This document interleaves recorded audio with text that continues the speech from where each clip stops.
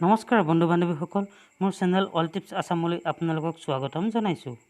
বন্ধু বান্ধৱীসকল, মোৰ এই আহিব লগা ভিডিঅ'বোৰ পাবৰ বাবে ছাবস্ক্ৰাইব কৰি কাষতে থকা বেল আইকনটো টিপি দিব, যাতে মই আপলোড কৰা ভিডিঅ'বোৰ আপোনাৰ মোবাইলত ন'টিফিকেশ্যনৰ যোগেদি পাই গৈ থাকে।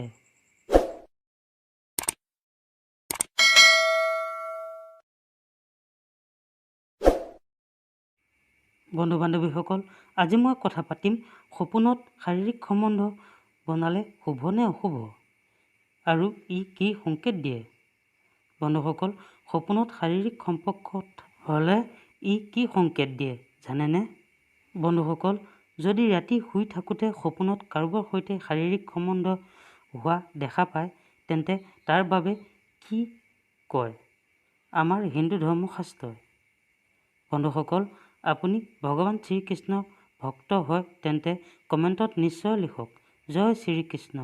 বন্ধুসকল, মানুহৰ অনেক প্ৰকাৰৰ সপোন আহে। কিছুমান ভয় লগা সপোন আৰু কিছুমান লাভকাৰীও সপোন হয়। কিছুমান সপোন সম্বন্ধিত, কিছুমান সপোন কাৰোবাক ক'ব পাৰি আৰু কিছুমান সপোন কাকো ক'বলৈ নোৱাৰে। এনে কিছু সপোন যদি কাৰোবাৰ সৈতে শাৰীৰিক সম্পৰ্ক হয়, তেন্তে সেই ব্যক্তিক সপোন শাৰীৰিক সম্বন্ধ বনোৱা দেখা পায়, তাৰ অৰ্থ কি হয়? আপোনাৰ মনত যদি প্ৰশ্ন আহিছে, এই প্ৰকাৰৰ প্ৰশ্ন অহাটো নিশ্চিত, কিন্তু তাৰ উত্তৰ জনাটো বহুত দৰকাৰী। এই প্ৰশ্নৰ উত্তৰ আপোনালোকে পাব চাই থাকিব ভিডিঅ'টো শেষলৈকে। বন্ধুসকল, যদি মোৰ চেনেলত আপুনি প্ৰথম, তেন্তে মোৰ চেনেলটো ছাবস্ক্ৰাইব কৰিব। ভিডিঅ'টো ভাল পালে এটা লাইক কৰি দিব। ভাল খবৰ, এইটো কোনো অসম্ভৱ কাম নহয়, কিন্তু সপোনত দেখা সংকেতটো উত্তৰ মাধ্যমেৰে ইয়াৰ ভালদৰে বুজি পাব। সপোন শাৰীৰিক সম্বন্ধ হোৱা দেখা শুভ বা অশুভ দুয়োটাই হ'ব পাৰে, কিয়নো এই কথা নিৰ্ভৰ কৰে আপুনি শাৰীৰিক সম্বন্ধ বনালে কাৰ লগত দেখিছে বা নিজকে দেখিছে কাৰ লগত দেখিছে, এই কথাৰ ওপৰত সাংকেতিক ৰূপ প্ৰদান কৰে।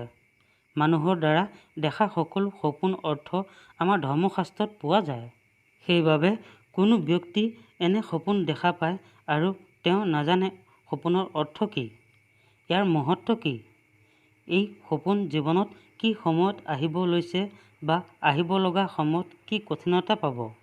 প্ৰাচীন অধ্যয়নে উপায় উলিয়াইছে সপোন এজন ব্যক্তিৰ স্থিতি ভাৱনা অহাটো দৰ্শায়। এইটো সপোন সম্ভোগ দেখাৰ বেলেগ বেলেগ অৰ্থ আছে, যিয়ে সপোন দেখাৰ ব্যক্তিত্ব আৰু ব্যক্তিগত স্থিতি নিৰ্ভৰ কৰে। এই পৃথিৱীত মানুহেই একমাত্ৰ প্ৰাণী যিটো নিজৰ সুখৰ বাবে শাৰীৰিক সম্বন্ধ বনায়। য'ত পৃথিৱীত থকা লাখ লাখ কোটি কোটি জীৱ-জন্তু প্ৰাণীয়ে কেৱল সন্তান প্ৰাপ্তিৰ বাবে শাৰীৰিক সম্বন্ধ বনায়। সেইবাবে মানুহে নিজৰ সুখৰ কাৰণে অন্য লোকৰ লগত শাৰীৰিক সম্বন্ধ বনায়। যিয়ে যাক পচন্দ কৰে বা তেওঁলৈ আকৰ্ষিত হয়।